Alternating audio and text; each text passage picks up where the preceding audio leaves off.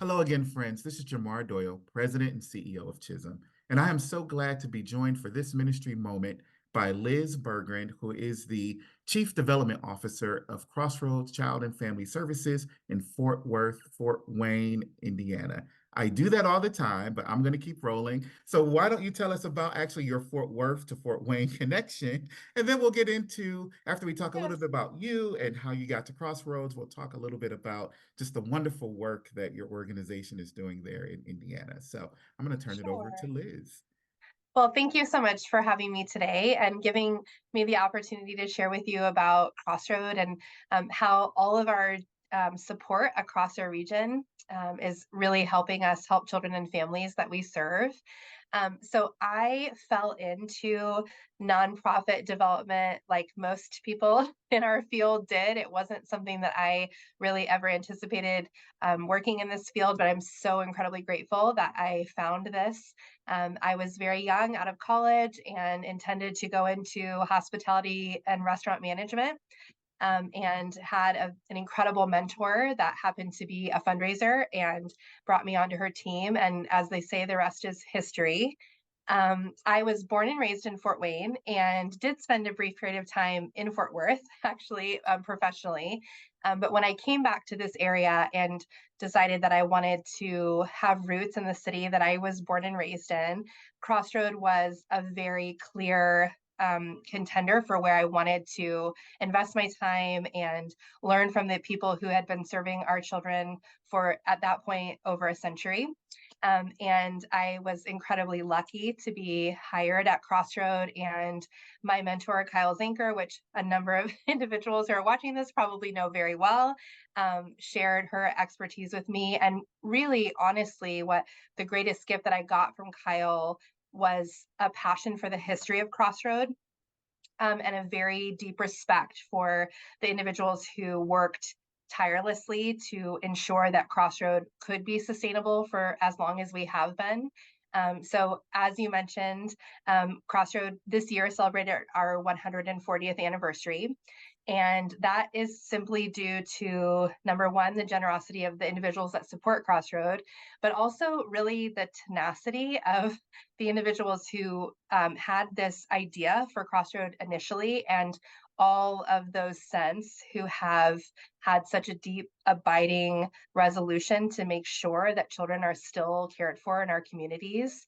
So, while our services have changed quite a lot over 140 years, as you can imagine, our mission has really remained steadfast. And that is to partner with children and families that are in some sort of crisis. So, what we're seeing today is that that crisis is centered around mental health and centered around the need for treatment, for therapy to recover from trauma or abuse or neglect. And we want to help children and families create promising futures. And that is individualized and it looks different for every child and every family that we serve. And we are really grateful that we've had the nimbleness as an agency and the support of our donors to be that nimble, to be able to change as the needs of our community change. That's awesome. And there has to be something special in the sauce, I'll say, for Crossroads to have existed, not just for over a century, but really almost a century and a half. So I was blessed to be able to join you all for your 140th anniversary celebration, to get a chance to tour the campus, meet some of the youth that you're working with, and really feel the impact of the work that you're doing for youth in that region. And I kind of imagine that it's got to be really special at this time. In looking at what CHISM agency we could talk to sort of for the month of December, and knowing how much, the Christmas season means a lot of times to children and to families and, bringing folks together, but recognizing that sometimes children may not have, at least that direct family connection, but maybe have an extended family through caregivers and service providers. And so maybe talk about what this season means for you all and how you are able to provide that sort of special holiday magic, to the youth that you serve. Sure, absolutely. So you definitely are incredibly hit the nail on the head when it comes to this being a really special time of year. I think for every family, and Crossroad is just a different type of family. And so Amen. the holiday season here, the Christmas season, is a season that we really try to create that magic for children that may have never experienced that before. So some of our kids have had the opportunity to celebrate Christmas with their families of origin or foster families. But some of our children really haven't ever had a Christmas that has been able to be safe enough to feel special, or for them to be able to have gifts that were purchased just for them according to what they really like and what they're really interested in. And so we try really hard to make it a very meaningful time of year. And we absolutely are incredibly blessed by our donors who understand the specialness of this time of year and really want to partner with us in that way. So we start working with our kids to create Christmas wish lists very soon in the season, normally before anybody is really on the radar for Christmas. And sometimes our kids are like, why are we filling this out in October? But there's a pretty long planning process that Mhm. goes into that. And so when they receive their gifts, they're gifts that they really are interested in. They're not just generalized gifts that we wrap and give to a child. It's the caregivers here at Crossroad, their case managers through Department of Child Services or Department of Juvenile Probation will kind of help in designating or dictating what they really like. And then we really work to make sure that they feel known when they're opening those gifts. So this past week, we had our first Christmas party. We usually have two per the season. We have one a little earlier in December, and then on Christmas morning, each residential family will celebrate together in their unit. And so they got to open a few gifts this past Tuesday, actually, and we got to be a part of that. So it was really special just seeing them open their gifts and have this knowledge that someone really knew them well enough to choose something that was meaningful for them. So it was awesome.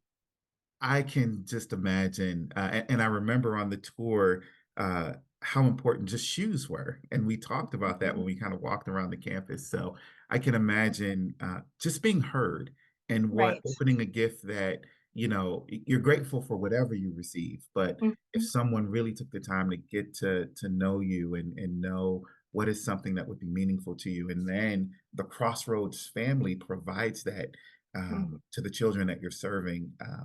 Can just can imagine the warm just feeling, not just for the children that are there, but for also the staff that have come to Mhm. know and really be a part of the children's family. So and it makes me Absolutely. wonder, one, what are the age ranges that you work with, and then what Sure. are all of the different services that are provided? I know that there's residential, but I think there's also some youth that come on a sort of daily basis, so it's Yes. day services as well. So what's kind of the breadth Yeah. of services? Sure. So right now, Crossroad is licensed to serve children that are ages 6 to 21 years old. Okay. Our typical age range is a little older. So we do have some younger kids on campus, but I would say in our region right now, the typical child that's being placed at Crossroad is somewhere between 12 and 18 years old. That's typically what we see, although we do go on either side of that. And our older children, I think many people think once a child is 18 years old, they stop getting services. However, we have a number of children that come to us that, for whatever reason, are not in a position where they would be able to be successful adults at Mhm. 18 years old. And so they stay with Crossroad a little longer until their care team can really identify a safe and thriving placement for them or a situation for them when they leave Crossroad. And then that being said, I will say that I think that right now, what we're just seeing as far as the climate in general, with referrals to mental health treatment, judges are passionate about keeping children with their families as if they can, and we want that as well. Crossroad wants to work ourselves out of a job. It hasn't happened yet, but we want to be able to do that. And so we are getting a little older placements because judges are passionate about keeping kids in the home when they can. And as you said, we do offer a number of different services. And I think what we're known for is our residential treatment. We have residential units on campus, and children are typically referred by the Department of Children's Services or the Department of Juvenile Probation because a teacher or a case manager who's involved with the family really senses a need that the child needs a little bit more comprehensive or intensive treatment. But we also have case managers that go into families' homes in our community and help them thrive in their family unit. So sometimes that means facilitating a family game night to improve communication among family members. Sometimes that means providing some support to a parent who may be having difficulty understanding how to relate to their child who may be neurodivergent or have special needs in the family system. And how do we help our family thrive? And our case managers kind of come in and help them figure out how to do that. So we serve over 200 families in the community that don't ever come for residential treatment. It's just a supportive environment that we create within the home. And then we also have Crossroad Academy, which is our educational side of Crossroad. And all of our children who are placed at Crossroad residentially attend our academy. But then we also have a number of children from surrounding school systems that they've really tried to be successful in what we call a traditional classroom. And for whatever reason, there are challenges there that their school system identifies as maybe it would be best if they came and attended school at Crossroad in a little bit more of a non-traditional and supportive environment where there are additional staff members in the classroom to help the teacher be able to focus solely on teaching so that the additional staff members can focus on supporting the needs of the children or maybe some disciplinary needs of the child during that time. And then also we have what's called New Tech Network, which is our curriculum. And for kids who are having difficulty connecting to subject matter in a traditional classroom, oftentimes find the project-based learning to ignite a part of their passion for learning that has never really been touched before. And so they come to Crossroad feeling a little bit like a lack of self-esteem when it comes to their academic performance. And they're able to connect with their curriculum in a different way so that they start to build their self-esteem. They start to understand that they are absolutely capable of learning. It's just a different style of learning. And so those children will come to us just during the day, Monday through Friday, and learn right alongside our residential students. But then they go home to a safe home in the evenings, and they don't have need for the treatment portion of Crossroad. Gotcha. And could you talk a little bit more when you mentioned Crossroad Academy and how it's different from the traditional learning model and how you're able to have, I think it sounds like more one-on-one with students and being able to really address perhaps their social emotional needs, Mhm. other needs that they may have that then allow them to be more successful in the educational environment. So maybe talk a little bit more about how you're able to kind of structure that and what that means, Sure. for the child. Yes, absolutely. So we have teachers who are very passionate about connecting with the child where they are when they come in. And I think that's kind of a buzz phrase in our community, meeting people where they are and really walking with them where they are, which is I'm glad it's a buzz phrase. I'm glad we're focusing on that as a community. And I think Crossroad really executes that well. So we have kids that come in at all different learning abilities. Many of our children, whether they be day education students that just come for the day or our residential students, they have a quite large ask of them to make up credits. So for whatever reason, they have not been able to be in school consistently enough that they are on track credit wise for graduation. And what our teachers do is really partner with that student to make a personalized plan to ensure that they are able to have credit recovery for the amount of time that they're here. Some students are with us through graduation. Some students are with us for a certain amount of time and then they return to their school or to another school in the community. But we really focus on credit recovery at a pace that is healthy for the child. We don't rush that, but we want them to get to where they need to be when they leave Crossroad. And so the different methodologies that we employ really focus on understanding how they learn best and where we can in the classroom, personalizing those educational plans so that each child is able to learn in the way that they learn best. Now, oftentimes what we're seeing is that's hands-on learning. It's project-based learning. It's learning that they design, they have an end goal in mind, and the child is really intimately involved in designing how they will get to that end goal. So it's not really a teacher standing up in front of the class and just doing a structured lesson and then the kids leaving that classroom. There are portions that are structured that our teachers will be up speaking to the class as a whole, but there are a lot of portions where the children are learning to work in groups effectively. They're learning how to communicate their thoughts effectively, and they're getting one-on-one attention from their teachers. And then a lot of that also has to do with taking the projects that they create or their capstone projects for the classes and having the opportunity to share that with others and in addition to their teachers. So oftentimes we have opportunities where all of us as a staff get to gather with the kids and hear about what they learned over the semester, which is incredibly entertaining and fun, especially depending on if we have younger kids, because it's really fun to hear them um, articulate what they learned. And that really allows them to, again, build that self-esteem and the knowledge that they really own it and they're able to communicate it in their own words through a number of different, we had some kids that do it through poetry or music or dance or the written word, whatever is most comfortable for them. And it allows them to kind of take ownership of that curriculum at the same time. Gotcha, gotcha. And you know what? A little earlier, you mentioned something that I didn't know about until I toured Crossroads back in October, and that was credit recovery. So Mhm. I know we've got limited time, but could you talk about that real quick? Because I'm sure there's other folks maybe that Sure. are watching this video that may not understand credit recovery, but Sure. um, uh, the importance of it and what that means as a child is trying to graduate. So, Absolutely. So obvious, well, most all school systems in the country, I believe, have a certain number of credits that are required for graduation. And typically because of the instability of the life at home prior to being placed at Crossroad, or quite frankly, because children many times come to Crossroad having already been placed in a number of residential treatment facilities or foster homes, that they're moving communities frequently. And you can imagine what that does for the student's ability to move forward and progress in their credit earning to be able to graduate.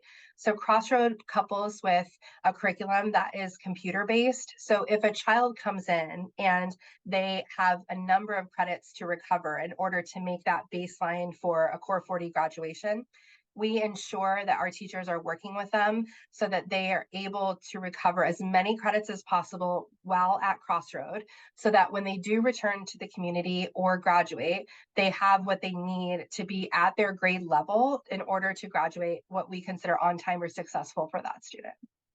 that is awesome. And recognizing, for me, I hadn't recognized uh, the impact that the instability in terms of, say, moving around or being placed in different homes, um, that means maybe moving school districts. And so maybe credits are Absolutely. lost in those transitional periods. Maybe one school district doesn't accept another school district's credits or whatever it may be. So I had not known that this was an issue that then impacts a child's ability to graduate, which then could impact their self-esteem and their desire to learn and all of the Right. ripple effects. So really hearing that the work that you do around the credit recovery so that whether they graduate with Crossroads at your academy or if they return to a different district, they're on track and on target, whatever that means for them, so that they're not losing out on that time and are able to move on to really the next phase of life. And to hear that that's part of the focus on top of all of the social emotional learning and the love and the support, the encouragement. It just really is amazing work that you all do there for the children. This has just been wonderful. And I just wonder one last question, just sort of what do you wish that people would know about Crossroads, or what would make a difference in terms of being able to either support the service that you have or even be able to serve more youth in the Fort Wayne area? Sure. I think what we wish that people knew about Crossroad is that our kids are not bad kids. I think a lot of our donors know that. I know that the people who are passionate about supporting Crossroad have no confusion about the value of our children and how much they are valued. But I think our general community views Crossroad as a detention center, quite frankly, and it views Crossroad as a place for children who would be incarcerated if they were adults, but they're here because they're juveniles, and that is absolutely not true. So we spend a lot of our time kind of fighting that stigma in our community and trying to communicate to the public that our children are often at Crossroad out of nothing that they did on their own accord, and that they are in traumatic situations that they are removed from and that they need therapy for. And yes, do they have maybe some behaviors that make it difficult for them to sustain in a normal classroom or in a foster home? Absolutely. But those behaviors are learned behaviors that have allowed them to survive through incredibly traumatic situations. So really dispelling that notion that our kids are in any way, shape, or form bad kids or disposable kids is a full-time job for us, I think. And then I think, like everyone else in the country right now, our biggest challenge is making sure that our staffing is where it needs to be to care for the children that we have, and that we're supporting the staff that are passionate and loving to our children as well as we possibly can through this difficult staffing time in our country. And if we had, a fully staffed organization, we could serve even more children than we already do. So Crossroad is constantly looking at how can we balance that need for staff to care for more children and also just support our staff intimately where they are right now, because what they're doing is hard work. Our staff are dedicated to seeing beyond behaviors and looking at the heart of a child, and that takes a lot of strength as a strength of character on our staff's part to be able to love a child even if their behaviors would present as really difficult. And so that's where we are right now, really focusing on loving our staff so that they can continue to love our children, and recruiting the best staff possible to continue the mission that we've been honored to take over after all of these years. Well, and I love that. Loving the staff that then love the children. Yeah, And absolutely. and the fact that the mission there is really, loving children that, have been through trauma and have experienced trauma and maybe have not experienced love in the way that we're used to experiencing love. And so Right. you're able to provide them with love and support and guidance and let them know that someone cares and help them to be successful once they transition away from Crossroads. And it really is beautiful work in God's work. Liz, thank you so much for your time today, especially at this busy time of the year for all of you at Crossroads Child and Family Services. It's been wonderful to hear about the work that you do to support children, particularly who maybe have been through trauma or traumatic situations, maybe are in situations where they haven't been able to experience love, experience God's love, but they're able to do that through you all and the love, care, and compassion that you show for the youth that are both living at Crossroads and also attending Crossroads various day programs. So just appreciate learning about it, hearing about it, and I'm honored to be able to highlight it through this format. Crossroads is one of over 400 sites across the country, CHHSM agencies that are doing God's work. And so I am pleased and grateful that I'm able to count Crossroads as part of that number. And if you have heard anything that leads you to want to learn more about Crossroads or perhaps even donate or get involved, please scan the QR code that you'll see at the end of this video. That will link to our website. From there, you can link to Crossroads through our Find a Provider link. And just learn more information about Crossroads and our other organizations. The holiday season is an important time for the love and outreach that CHHSM agencies are providing to youth, such as Crossroads in Indiana, but also to seniors who may not have family members or to individuals who maybe are experiencing food insecurity or housing insecurity. CHHSM agencies work in a multitude of health and human service fields.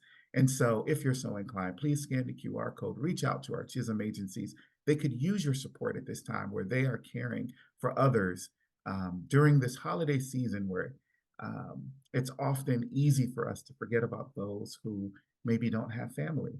But our CHHSM agencies are standing in the gap, making sure that everyone feels loved and cared for. So Liz, thank you again for the work that you do. Thank you to all of our CHHSM agencies that have done amazing work through all of 2023. And to all of you out there, my friends, I say, God bless, have a Merry Christmas, a Happy New Year's, and a happy holiday.